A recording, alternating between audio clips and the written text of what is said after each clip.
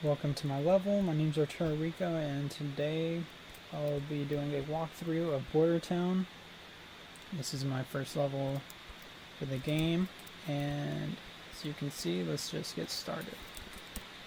So, our first objective is to cross this fence over here, and in order to get to the town, so we use this box to get to the other side. Spacebar to jump. We have many tutorial steps for new players. Cache items, different items are hidden throughout this level that will be useful. Alright, we proceed to the warehouse, and as you can see, the entry is now blocked, so we must find a new way to escape out of here. Yeah, let's proceed up. Jump over, move some boxes. Some more cache items right here. Collect that. Proceed through the shelves. Alright, so right here we have another small setup where we gotta move these boxes out of the way, push them with a grapnel. And we proceed by jumping on top here. Alright, now there is fall damage, so if I were to jump from here, I would take some pretty massive damage. So there's one example right there. But for time's sake, let's continue with the path. We gotta get to the other side over here. And we do that by moving this rubble across. We crouch, and we stay crouched because there is a turret there. So we're hiding below these shelves right here. Now we can push these crates out of the way, and you could go through this small alleyway right there, which will give you a key. Once again, you crouch, and oh, looks like I got hit by the turret. Alright, so let's try the other way. Alright, now there are 3 keys, which will give the player a chance to unlock treasure at the end of the game. The player must proceed through here. Now I have my bulldozer and the rest of the animations played, that way the player can escape successfully. However, I do need to fix that, which is already done. I just temporarily had it like this. I forgot to change it.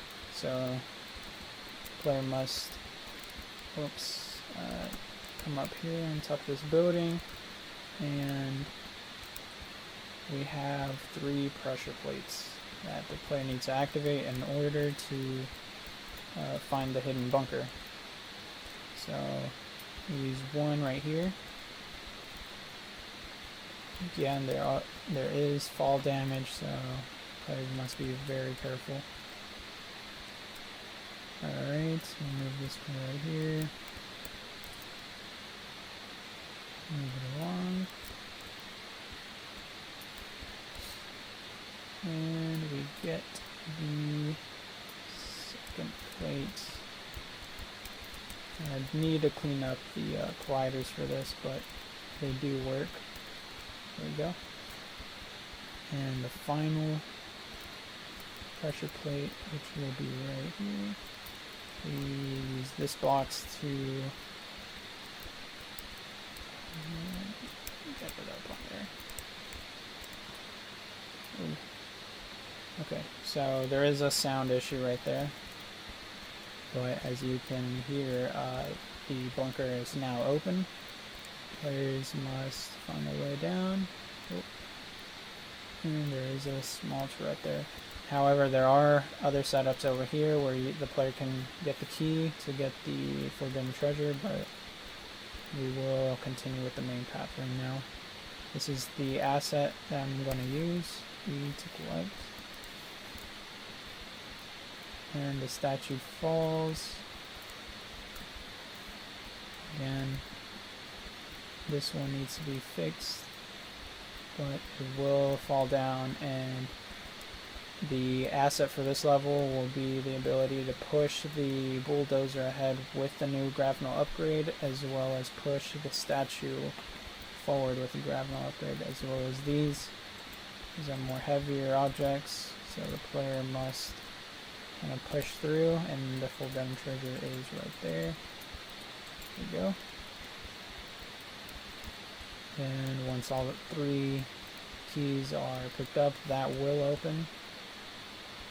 And that will lead to the end of my level. I'll go through here, this narrow path, and you can collect these as scraps from the bulldozer. And the next path will lead to Cynthia's level. Thank you for watching. After leaving Arturo's level, the player is greeted with a little forest scene. The trees are there to lead them along the path to the first objective. Along the way, they will find some money collectibles, which they can pick up. They will also find a few rods here. That's actually my main, one of my main setups for this scene. The rods are going to be used later in a shadow puzzle that gets them through the next part of the level, so they'll pick that up and then proceed to open the gate. Once they open the gate, they can head on inside and proceed to their next objective, which is to get past this rubble here, as you can see by that objective that popped up. There are a couple of ways that the player can do this. I'm going to take the easy way and just do a quick jump over. On this side, there are some hidden collectibles around. These crates right here hide a few, that rubble hides another one. They're able to find a few things in there that are pretty useful for them, and a couple more money collectibles as well. To get to the next section, they do need to build a little bit, so I'm going to use one of these crates to get them over to the next section. Once the crate is in place, they can take a little jump on here, and then it is another short jump over the wall into the next section that gets them back in the town. They do actually take a little detour and go back across the wall into another little wooded path area that is going to get them another rod that they need to collect, and also some more collectibles, so it's a little area for them to explore. Another objective here is to find all the hidden collectibles in this area. That's going to be this area with the buildings right here. So once they come around, they're able to do a little bit of platforming up on top of these buildings to collect all of those hidden collectibles that you can't see from the ground. Then they're going to go through this building here. It's just kind of a little abandoned building. There are some collectibles behind this rubble that they can find, and it is an objective to find those hidden collectibles and do a little bit of work in that building there. Once they come outside, they are going to get another objective for some more hidden collectibles. Again, it's a little bit of platforming to jump on top of these buildings to get to those. Once you go around the corner and get to the open space, this little bit of rubble can be moved, and there's an area behind with a final rod and a few more collectibles. And then almost the last level, one more time they are going to platform up to this building, find a little wooded area, get the last rod that they need and a few more collectibles, and then they'll return to come to the shadow puzzle. So the puzzle is actually a map that shows how to go through the maze in the next level. It's also the trigger for the door to open. So they will open the door and go on through.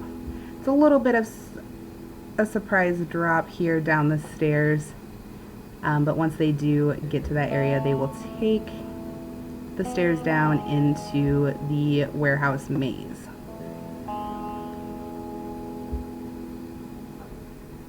So while the map does give them the way out and show them the way to go, the maze isn't overly complicated enough that they really need that necessarily.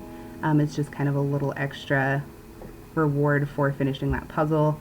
I am going to take kind of the easy way out of this, and we will show the short path for the sake of the video. One of the little hazards of this area is all of these crates are able to be moved with the grapnel, so it does seem like, you know, maybe it might be a little bit easier just to move them out of your way. Unfortunately for the player, if they do decide to go that path, it does kind of crumple everything in the entire warehouse, and they are going to have a pretty bad time trying to get out of here in the end. Once the player does get to the end, it does trigger the objective to open the door. The door trigger is here at this keypad. It's just another simple press of the E button. The door will open for them, and it does open out into another little mountainous area. Once they look around, they will be able to see that there are stairs going through the mountains leading up to the next area. This is the area made by Randall Stevens. What you're trying to do is get into the water treatment facility and find the blueprints and fix some of the mechanics and filters in there so that the local bastion can have clean water again. And you'll use the crates to climb up onto the stairs to get on top of the first rooftop so you can get over to the fence. And once you get to the top, you'll reach your first checkpoint, and you'll use the platform to get across to the other side, because down here you'll actually have another platform, but you'll have a gap that you can't just jump across, so you can actually use the grapnel to grab the path and situate it over the gap so you can walk over to the other side. And you'll notice an empty pallet on the other side and some crates on a pallet over here, and since we already used some crates to climb up, we can go ahead and use that here as well.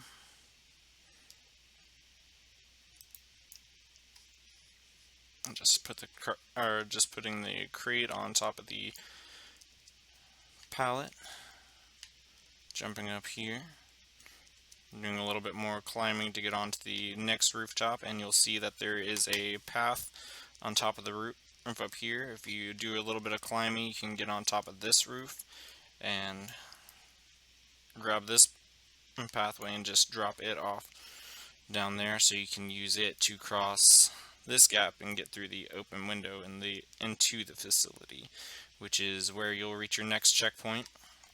And you're kind of guided down into this little office area with some desks and our first cash pickup. And you'll actually find the blueprints in here sitting on a desk, and before you can even go on to the next area, you can go over here and collect them by pressing E, and then you can actually, now that you know what parts and everything that you need, you will be able to go into the actual area. A little exploring, you'll find some crates, some toxic barrels, and you'll actually find that the doorway down there is locked. So while you're looking around there, you'll notice an area that looks like it's high enough for you to be able to crawl through, and a broken wall, and you can go ahead and crawl underneath here to get onto the other side of that locked door. And once you get into this room, you'll actually notice that there are crates behind it, which is what's preventing it from being opened. So if we go ahead and move the crates out of the way, we can open up that doorway. And while we're in this room, it's actually where the filters are. You'll see that one is already attached, so you're looking for something that looks like that. For 3, it looks like. So we can actually find the first one just outside of the door. So if we grab that and go ahead and bring it in here, we can attach it to one of the filters, or one of the containers, so we can get some of the water clean. It actually clears out the damage volumes, or some of the damage volumes within the area, so if you can go back and explore later without the damage volumes, or having to worry about the damage volumes killing you before you get through to find items. And another filter that we're looking for is actually right over here. While the player is exploring, it's kind of got some debris in the way, so if we go ahead and grab that and move it out of the way, we'll be able to get that out of there. You want to try and steer as far away from the toxic barrels as you can, because they do cause damage to the player, so if you just stand right next to it, your health's just going to drain away and you're not going to last long.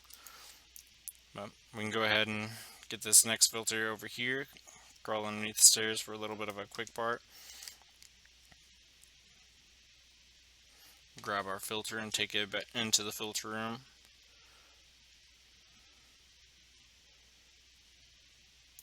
And attach it. Now we just have one more that we need to find, which, since the other door is blocked off, we can assume that we probably need to do this first and fulfill this challenge, so we can toss a block over there so we can use it to cross across the toxic water right there and grab the filter. You die, you just go back to the checkpoint.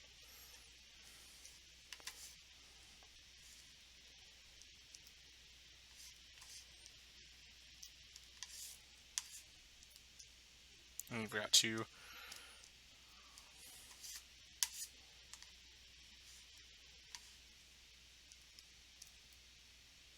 find the volume. Here it is.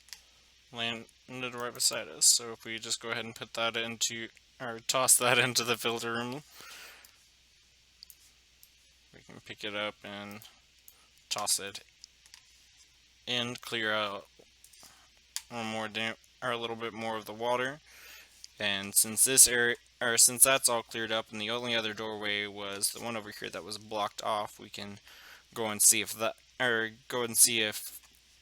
putting the filters on helped unlock that door for us at all. We've got another crate pathway challenge, so if we place a crate there, we can go ahead and make it over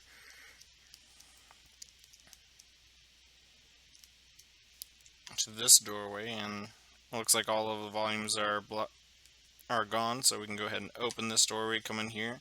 A little exploring, you'll see a big door at the end and more toxic water down there. And if we explore these containers right here, we'll actually find crates on the side. We can climb up and we'll find the other cash deposit within this area. Over here, we've got a few more toxic barrels, and we've got an engine with some pieces on it. So when we come back, crawl through to explore a little more, we'll notice that this one's gone and that there's a button over there that doesn't seem to be working.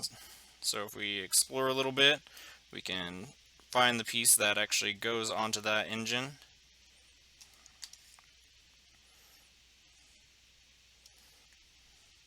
And bring it over, and like we did with the filters, we can go ahead and attach that piece onto there so that we can get our button to work. Once we crawl back through, we'll actually see what the button did for us, and what it did is it cleared out that damage volume like the filters did, getting the engine working, cleared out the rest of the water, and also opened up this big door for us to go through and get back out of. And now we can go on to the next level. The final part to our level is by Dennis Estep and is titled The Library. As you can see, you're going to approach this building and grab your mission. And now you're going to have to find a way into it, as most of the front is blocked. Over here we have a tree that's by a weak part of the wall. You can use your grab-null to cause a hole in the wall to allow you entrance to the second floor.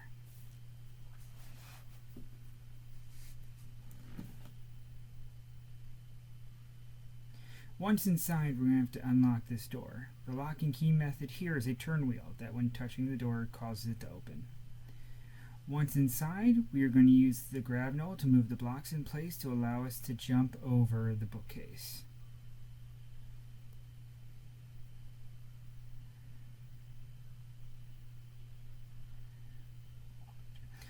Once past the bookcase, we have a table blocking the door, so we're going to use the repulse feature of our grab knoll to grab and push away the door from the entrance. Our main asset is the fire. Once inside, you're going to proceed over the fire, which can damage you, and grab our first book. Since the fire is larger on this other pathway, we're going to need something to either move across it or use the environment to get past it, such as this table leaning against the wall. Once over, we will grab the second book, and there's another locked door leading to the next level. So we're going to grab our money first, and then grab the next spin wheel.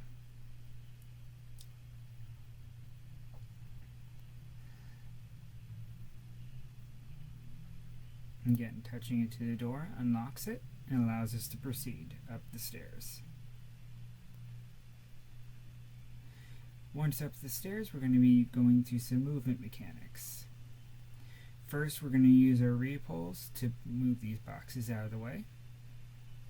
And then we're going to do an over-under movement.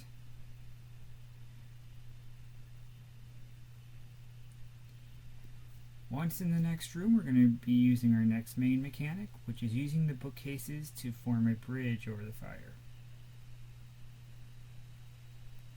We're going to grab our next book, and then proceed to the next area, where we're again going to repeat using the bookcase to create a bridge over the fire. These boxes can be blasted out of the way, but first, take note that there is a book hidden into them, and if you might blast out the book as well and lose it. Now we'll proceed down the elevator shaft to the first floor, which is mostly covered in fire. So first we're going to grab the money on the shelf, as well as a book collectible, and then use the mechanic we've been using for most of the level. These pillars can be moved, so we can push and pull them down to create a bridge across the fire. So here we pushed, then we pull, and repeat the process. And here, just to show the damage mechanic, we actually take damage rather quickly from the fire. So we're going to grab the last book, proceed all the way back over, grab the spin wheel. That'll allow us to leave.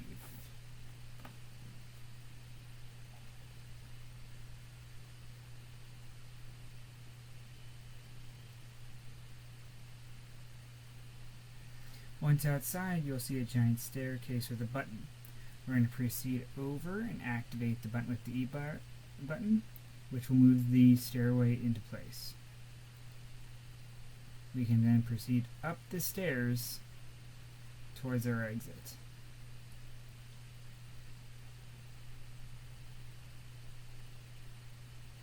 And once on the roof, we proceed to the helipad to end our level.